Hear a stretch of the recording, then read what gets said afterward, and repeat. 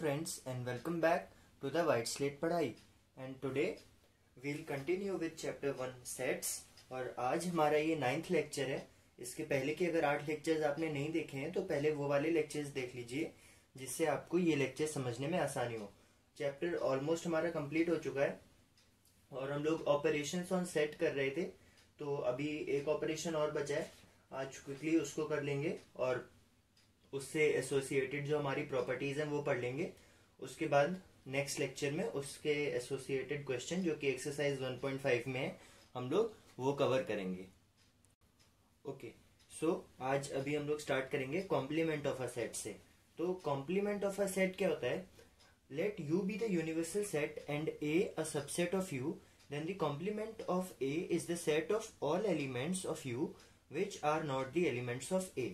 तो ये क्या है कि अगर हमारे पास कोई भी यूनिवर्सल सेट U हमें गिवन है तो और A जो है वो उसका सबसेट है। ये हमारा अगर हमें कोई यूनिवर्सल सेट गिवन है, यूनिवर्सल सेट, और A उसका उस यूनिवर्सल सेट का सबसेट है, मतलब कि A के एलिमेंट्स उसमें A के सारे एलिमेंट्स U में भी हैं, then the complement of A। तो इस A के कॉम्प्लीमेंट को हम कैसे डिफाइन करते हैं? सिंबॉलिकली हम इसको ऐसे लिखते हैं A डैश। तो कॉम्प्लीमेंट ऑफ A कैसे डिफाइन किया है यहाँ पे? Complement of A is the set of all elements of U which are not the elements of A।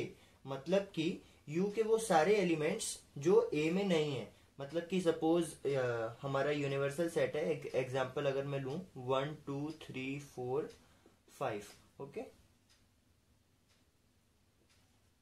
ये हमारा यूनिवर्सल सेट है और A हमें गिवन है 1, 2। तो A कॉम्प्लीमेंट क्या हो जाएगा? U के वो सारे एलिमेंट्स जो A में नहीं है। तो अभी देखो U के कौन से एलिमेंट्स A में नहीं है? 1 A में है, 2 A में है, 3 4 और 5 A में नहीं है। तो A कॉम्प्लीमेंट क्या हो जाएगा? 3 4 5। अब आप देख रहे होंगे कि ये इसको हम लोग कैसे लिख सकते हैं?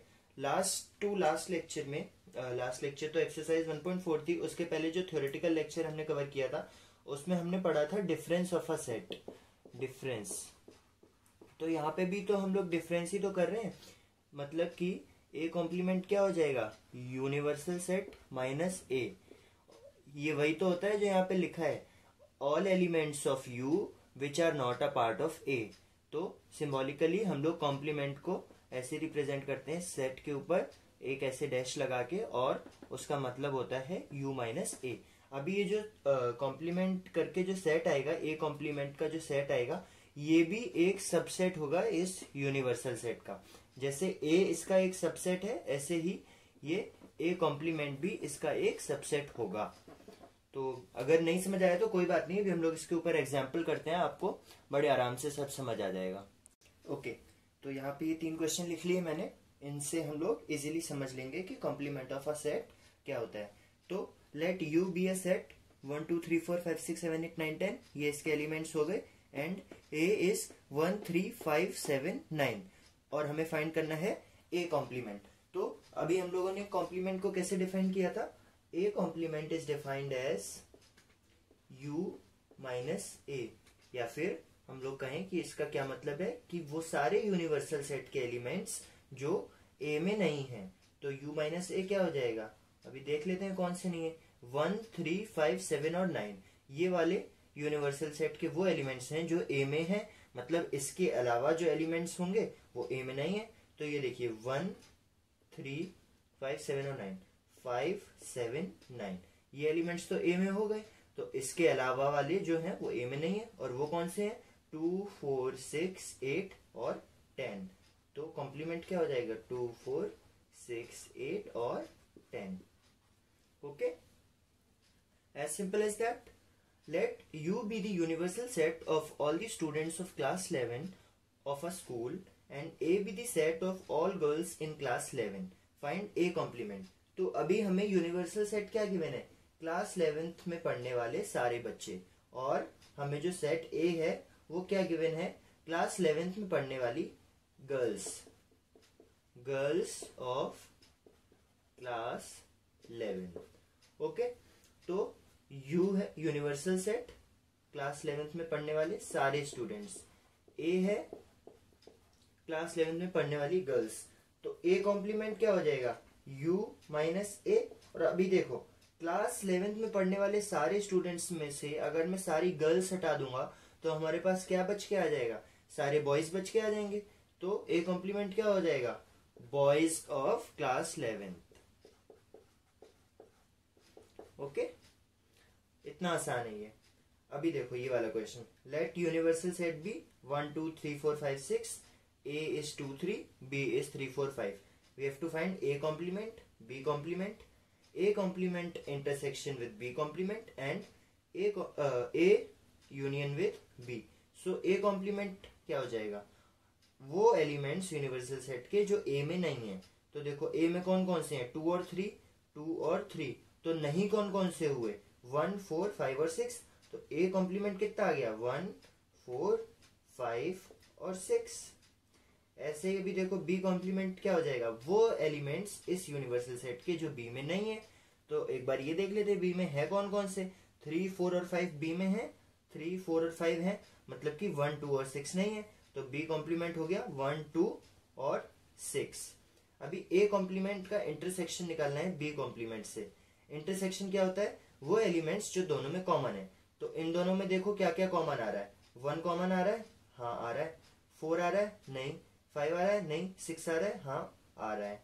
तो A complement intersection with B complement हो गया 1 6, 1 एंड 6।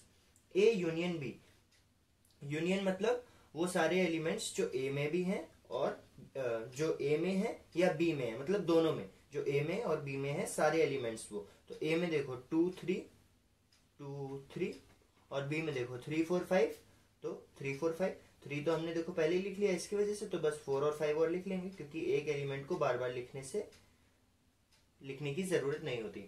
अभी आप एक चीज देखेंगे, यहां से मैं एक प्रॉपर्टी प्रूफ करके दिखाता हूं कि मैं कह रहा हूं ए यूनियन बी, अगर इस पूरे का मैं कॉम्प्लीमेंट ले लूं तो वो आ जाएगा A complement intersection B complement के बराबर। कैसे, देखो ए यूनियन बी क्या है, 2 3 4 5। अगर इसको मैं एक सेट मान क्या लूं, ये सेट ही है एक ए यूनियन बी जिसके एलिमेंट्स हैं 2 3 4 5। तो इस ए यूनियन बी का कॉम्प्लीमेंट किसके बराबर हो जाएगा, ए कॉम्प्लीमेंट का इंटरसेक्शन बी कॉम्प्लीमेंट के साथ। कैसे, चलो देख लेते हैं। ए यूनियन बी क्या है, 2 3 4 5 और यूनिवर्सल सेट क्या है, 1 2 3 4 5 6। तो ए यूनियन बी का कॉम्प्लीमेंट क्या होगा, वो सारे एलिमेंट्स इस यूनिवर्सल सेट 1 2 3 4 5 6 के जो ए यूनियन बी में नहीं है। तो हम देख लेते हैं ए यूनियन बी में कौन कौन से हैं, 2 3 4 5, 2 3 4 5, मतलब नहीं कौन कौन से हुए, 1 और 6। तो ए यूनियन बी का कॉम्प्लीमेंट किसके बराबर आ गया, 1 और 6 के बराबर। अब A complement intersection B complement किसके बराबर आया था, अभी हमने निकाला था, ये देखो 1 और 6 आया था, ये भी प्रूफ कर दिया हमने। तो ये प्रॉपर्टी और इसकी और प्रॉपर्टीज अभी हम लोग मैं प्रूफ करके दिखाता हूं आपको। ओके, तो ये हमने प्रॉपर्टीज मैंने यहाँ पर लिख दी है, अभी हम लोग इनको पढ़ते हैं। अभी जो हमने प्रॉपर्टी पढ़ी थी वो थी ए यूनियन बी का complement is equal to A complement intersection with B complement. इसको हम डी मॉर्गन्स लॉ भी बोलते हैं, डी मॉर्गन्स लॉ। और इसके अलावा एक फॉर्म और है इसका, वो है ए इंटरसेक्शन बी का होल कॉम्प्लीमेंट। जैसे यहाँ ए यूनियन बी का होल कॉम्प्लीमेंट था, ऐसे ही ये लॉ ए इंटरसेक्शन बी के कॉम्प्लीमेंट के लिए भी डिफाइंड है। बस यहाँ पे यूनियन था तो यहाँ इंटरसेक्शन था, इसमें यहाँ इंटरसेक्शन था तो यहाँ पे यूनियन था। ये बहुत इजी लॉ है, अगर आप इसके ऊपर कुछ क्वेश्चन कर लेंगे मेरे साथ तो कभी नहीं भूलेंगे, और इम्पोर्टेंट भी है क्योंकि आगे 12th क्लास में भी डी मॉर्गन्स लॉ आपके में है, और आगे चल के फिर 2 वेरिएबल के साथ साथ 3 के लिए भी है, जैसे ए बी और तीसरा सेट सी आ जाए उनके लिए भी। तो चलिए देखते हैं। सबसे पहली है कॉम्प्लीमेंट लॉ। इन सबको हम लोग प्रूफ भी करते चलेंगे साथ में। और प्रूफ कैसे करेंगे, 2 तरीके हैं, या तो हम लोग एक सेट ले लें यू और ए, लेकिन वो जनरल प्रूफ नहीं होगा क्योंकि वो सिर्फ वो सेट के लिए प्रूफ हो जाएगा। तो हम इसको जनरली मतलब हर सेट ए और यूनिवर्सल सेट यू के लिए प्रूफ करने के लिए इसे हम लोग वेन डायग्राम के थ्रू प्रूफ करेंगे।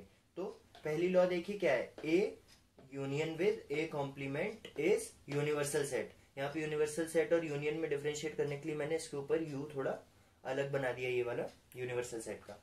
तो ये कहता है कि अगर कोई सेट ए है और उसका मैं यूनियन ले लूं उसके कॉम्प्लीमेंट के साथ, तो यूनिवर्सल सेट आ जाएगा। तो ये बिल्कुल सही बात है। देखो कैसे आएगा, ये अगर मेरा यूनिवर्सल सेट है, आपको याद होगा मैंने वेन डायग्राम में पढ़ाया था, हमेशा हम लोग स्क्वायर रेक्टेंगल में इसको रिप्रेजेंट करते हैं। ये अगर मेरा यूनिवर्सल सेट है और यहाँ पे कोई भी मेरे पास ये है, ये क्या है, मेरा सेट ए है, तो ए कॉम्प्लीमेंट क्या हो जाएगा, ए कॉम्प्लीमेंट हो जाएगा यूनिवर्सल सेट माइनस ए, मतलब यूनिवर्सल सेट के वो सारे एलिमेंट्स जो ए में नहीं है, मतलब कि कौन से वाला एरिया जो है इस डायग्राम में वो ए कॉम्प्लीमेंट को रिप्रेजेंट करेगा। अगर ये इतना ए है तो ये बचा हुआ पूरा ये इतना, ये ए कॉम्प्लीमेंट को रिप्रेजेंट करेगा, ये शेडेड रीजन पूरा है ना। और अभी देखो A union with A complement union universal set के अकॉर्डिंग यूनिवर्सल सेट के इक्वल आना चाहिए, सॉरी।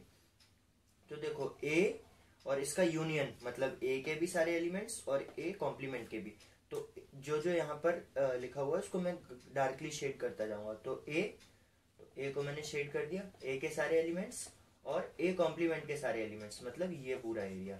तो देखो क्या ये यूनिवर्सल सेट के इक्वल नहीं आ गया, अब जो पूरा इतना सारा सब कुछ शेड होके आया यूनिवर्सल के इक्वल आ गया ना। तो हमने ये प्रूफ किया कि A union with A complement universal set के इक्वल होता है। अभी दूसरा है A intersection with A complement phi हो जाएगा। ये कैसे, देखो फिर से वही, ये मेरा यूनिवर्सल सेट है, ये इसमें मैंने एक ए ले लिया, ये ए है तो इसके अलावा वाला एरिया, ये वाला एरिया ए कॉम्प्लीमेंट हो जाएगा। यहाँ पे मैं ए लिख देता हूँ, ये मेरा ए है तो ये पूरा ए कॉम्प्लीमेंट हो जाएगा।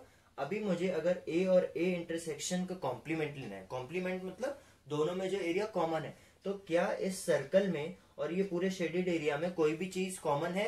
आप कहोगे कुछ भी कॉमन नहीं है, तो इसका इंटरसेक्शन किसके इक्वल आ जाएगा, फाई के इक्वल। फाई क्या होता है, नल सेट, मतलब कुछ भी कॉमन नहीं आया, एक भी एलिमेंट कॉमन नहीं आया, है ना। तो यही तो हमें प्रूव करना था कि इन दोनों में एक भी एलिमेंट कॉमन नहीं आएगा, फाई आ जाएगा इसका वो वैल्यू। अभी De Morgan's law, A union B का इंटरसेक्शन ए कॉम्प्लीमेंट का इंटरसेक्शन बी कॉम्प्लीमेंट के इक्वल है, हमें ये प्रूव करना है। तो देखो फिर से वही कर लेंगे, एक हमने ये बनाया, ये क्या है हमारा यूनिवर्सल सेट है। अभी इसमें हम लोग दो सेट बना देंगे ए एंड बी, ठीक है। ये हमारा ए को रिप्रेजेंट करता है, ये हमारा बी को रिप्रेजेंट करता है। तो ए यूनियन बी का कॉम्प्लीमेंट, तो सबसे पहले आप मुझे बताओ ए यूनियन बी क्या हो जाएगा। आपको याद होगा जब मैंने यूनियन पढ़ाया था, यहाँ पे बना देता हूं मैं क्विकली, यूनियन पढ़ाया था, तो ए यूनियन बी होता है जो ए में भी सब कुछ है और बी में भी है, मतलब ए का भी पूरा एक पार्ट और बी का भी पूरा पार्ट, और इनके बीच में जो कॉमन है ये भी इंक्लूड हो जाएगा। तो ये हमारा यूनियन होता है ए यूनियन बी। तो ए यूनियन बी का कॉम्प्लीमेंट क्या हो जाएगा, इसके अलावा का पूरा एरिया, मतलब कि ये वाला एरिया जो अभी मैं शेड कर रहा हूं, ये एरिया हो जाएगा ना ए यूनियन बी का कॉम्प्लीमेंट। और ए कॉम्प्लीमेंट का इंटरसेक्शन विद बी कॉम्प्लीमेंट क्या हो जाएगा, देखो ए कॉम्प्लीमेंट का इंटरसेक्शन विद बी कॉम्प्लीमेंट, तो ये देखो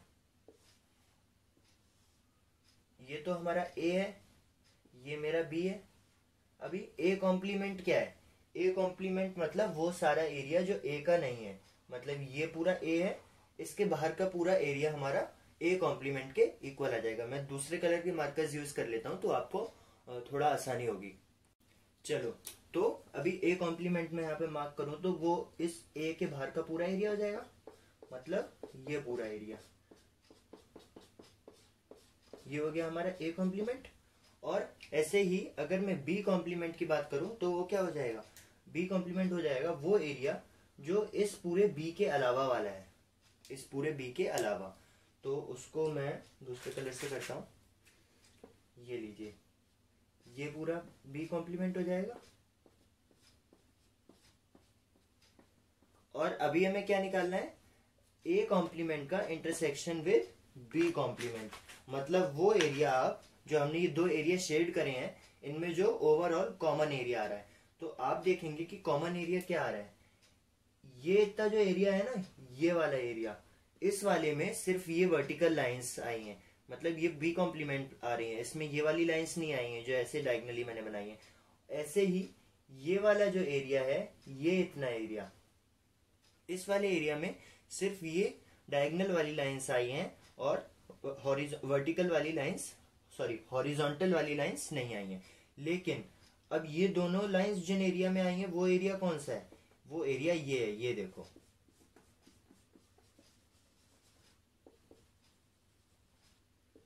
इस एरिया में ये दोनों लाइंस आई हैं। और क्या ये एरिया यही नहीं है जो यहाँ पे देखो हमने बनाया था ए यूनियन बी के कॉम्प्लीमेंट के बराबर? तो A complement intersection B complement हमने डायग्राम से प्रूव किया कि वो कैसे दोनों इक्वल हैं। ये इतने एरिया के बाहर वाला आया A complement intersection B complement, A complement intersection with B complement, और ये क्या था? ए यूनियन बी का कॉम्प्लीमेंट। ऐसे ही अगर मैं ए इंटरसेक्शन बी का कॉम्प्लीमेंट बनाऊंगा तो देखो ए और बी इनका इंटरसेक्शन क्या है? ये बीच वाला एरिया, और उसका कॉम्प्लीमेंट क्या हो जाएगा? बचा हुआ पूरा एरिया। मतलब इन दोनों बीच में ये जो कॉमन एरिया आ रहा है इसको छोड़ के पूरा मैंने शेड कर दिया। ऐसे ही ए कॉम्प्लीमेंट का यूनियन अगर मैं बी कॉम्प्लीमेंट से लूंगा तो वो इसी के इक्वल आएगा। इस एरिया को, ये जो अंदर वाला इसके अंदर का एरिया उसे छोड़ के बचा हुआ पूरा एरिया। अगर मैं आपको वैसे होमवर्क नहीं दे रहा हूँ ये प्रूफ करने को, अगर आपको कोई भी दिक्कत हो और आप इसको प्रूफ ना कर पाओ, वैसे कर लोगे, काफी इजी है, तो बताना, कमेंट्स में पोस्ट करना, मैं इसको एक वीडियो में कवर करूंगा फिर अलग और क्वेश्चंस के साथ। अभी है लॉ ऑफ डबल कॉम्प्लीमेंटेशन। ये कहती है कि ए कॉम्प्लीमेंट और इस पूरे का कॉम्प्लीमेंट दोबारा ए के बराबर आ जाएगा। तो देख लेते हैं कैसे। ये है हमारा यूनिवर्सल सेट यू और ये है हमारा सेट ए। अब आप ये मत कहना कि इसमें बी भी बनाओ। बी क्यों बनाएंगे भाई, जब हमें यहाँ बी गिवन ही नहीं है, जबरदस्ती उसमें बी क्यों घुसाएंगे? यहाँ तो बी हमें गिवन था इसलिए बी बनाया था। अब यहाँ तो बी गिवन नहीं है ना, ए गिवन है, तो सिर्फ ए चलाएंगे हम। तो ए कॉम्प्लीमेंट किसके इक्वल हो जाएगा? अगर ये मेरा ए है तो ए कॉम्प्लीमेंट इसके इक्वल हो जाएगा, इस एरिया के इक्वल। ठीक है, ये है ए कॉम्प्लीमेंट। और ए कॉम्प्लीमेंट का कॉम्प्लीमेंट, ए कॉम्प्लीमेंट का कॉम्प्लीमेंट मतलब इस पूरे का कॉम्प्लीमेंट, तो वो क्या हो जाएगा? ये ए था और ये वाला शेडेड रीजन था, तो इस पूरे का कॉम्प्लीमेंट क्या हो जाएगा? मतलब कि अगर ये मुझे गिवन है यूनिवर्सल सेट, ठीक है, और इसमें ये वाला रीजन मुझे गिवन है, तो इस रीजन का कॉम्प्लीमेंट क्या हो जाएगा? वो एरिया यूनिवर्सल सेट का जो इसमें नहीं है, मतलब कि ये वाला अनशेडेड एरिया। तो ए कॉम्प्लीमेंट का कॉम्प्लीमेंट किसके बराबर आ जाएगा? इसके बराबर। और ये क्या है? ये ए ही तो है, ये ए ही तो है। तो ए कॉम्प्लीमेंट का कॉम्प्लीमेंट हमेशा ए के बराबर होता है। इसको मैं इन जनरल एक डेफिनेट एग्जांपल से भी अगर समझें तो, सपोज यू हमारा है 1 2 3 4, ये हमारा यूनिवर्सल सेट है। ए है हमारा 1, एक एलिमेंट है, तो ए कॉम्प्लीमेंट क्या हो जाएगा? वो सारे एलिमेंट्स यू के जो ए में नहीं है, वो कौन कौन से हैं? 2 3 4। और अब इस ए कॉम्प्लीमेंट का कॉम्प्लीमेंट क्या हो जाएगा? वो सारे एलिमेंट्स यूनिवर्सल सेट के जो इस ए कॉम्प्लीमेंट में नहीं है। कौन कौन से नहीं है? 2 है, 3 है, 4 है, सिर्फ 1 नहीं है। तो ए कॉम्प्लीमेंट का कॉम्प्लीमेंट क्या हो जाएगा? 1। और ये देखो ए हमारा 1 था, तो हमने इसे एक डेफिनेट एग्जाम्पल से भी प्रूफ कर दिया। एग्जाम में आएगा तो आप वेन डायग्राम से प्रूफ करेंगे, लेकिन एग्जाम में ऐसे डेफिनेट एग्जाम्पल नहीं लिखेंगे। डेफिनेट भी लिखेंगे तो कुछ मार्क्स मिल जाएंगे, वेन डायग्राम में पूरे मार्क्स मिलेंगे। अभी है law of empty set and universal set. ये तो ऐसे ही प्रूफ हो रहा है, देखो सीधा सीधा। अगर ये हमें यहाँ पे यूनिवर्सल सेट गिवन है तो, और इसका मैं कॉम्प्लीमेंट ले लूंगा, मतलब इस पूरे का कॉम्प्लीमेंट, मतलब ये यूनिवर्सल सेट है, ये पूरा इतना, चलो शेड करके दिखा देते हैं, ये यूनिवर्सल सेट है, तो इसका कॉम्प्लीमेंट क्या हो जाएगा? वो सारा जो शेडेड नहीं है रीजन, लेकिन पूरा ही रीजन शेडेड है, तो नॉन शेडेड रीजन क्या हो जाएगा? कुछ नहीं मतलब 5। ऐसे ही अगर इस वाले को देखें 5 मतलब 5 मतलब कुछ भी नहीं का कॉम्प्लीमेंट लेंगे। मतलब अगर ये मेरा यूनिवर्सल सेट है तो 5 क्या हो जाएगा? 5 होता है जो कोई भी एलिमेंट नहीं, मतलब 0 के बराबर, नल सेट बोलते हैं हम इसको। और उसका कॉम्प्लीमेंट मतलब जो रीजन 5 के लिए शेडेड है उसके अलावा वाला। तो यहाँ 5 तो कुछ होता ही नहीं है, तो उसके अलावा क्या है? ये पूरा रीजन आ जाएगा, और ये पूरा रीजन क्या है? यूनिवर्सल। तो 5 का कॉम्प्लीमेंट यू के इक्वल हो जाएगा। ये उतना इंपॉर्टेंट लॉ नहीं है आपके लिए, इसमें सबसे ज्यादा इंपॉर्टेंट है डी मॉर्गन्स लॉ और लॉ ऑफ डबल कॉम्प्लीमेंटेशन। इसके बेसिस पे काफी सारे क्वेश्चन बनेंगे। और अभी इस वीडियो में बस इतना ही, क्योंकि इसका थ्योरेटिकल पार्ट हमने पूरा कवर कर लिया है। अगली लेक्चर में हम लोग एक्सरसाइज 1.5 करेंगे, जिसमें हम लोग कॉम्प्लीमेंट ऑफ अ सेट की प्रॉपर्टीज के बेसिस पे क्वेश्चन सॉल्व करेंगे। और अगर इसमें आपको कोई भी डाउट हो तो आप उस वीडियो को जरूर देखना, वहां पे आपके सारे डाउट्स बहुत आराम से क्लियर हो जाएंगे। बहुत इजी टॉपिक्स हैं ये, और चैप्टर ऑलमोस्ट खत्म हो गया है। बस कुछ प्रैक्टिकल प्रॉब्लम्स बचे हैं कि आप कहोगे कि ये सब रियल लाइफ में हमसे कौन पूछता है, तो रियल लाइफ से हम सेट्स को कैसे एसोसिएट करते हैं उसकी बेसिस की प्रॉब्लम है, तो वो आगे कवर करेंगे एक्सरसाइज 1.5 के बाद, और फिर हमारा चैप्टर खत्म हो जाएगा। तो अगर ये वीडियो अच्छी लगी हो तो लाइक कीजिए, अपने फ्रेंड्स के साथ शेयर कीजिए, और अगर अभी तक आपने व्हाइट स्लेट पढ़ाई चैनल को सब्सक्राइब नहीं किया है तो जल्दी से सब्सक्राइब कर लीजिए। Thank you.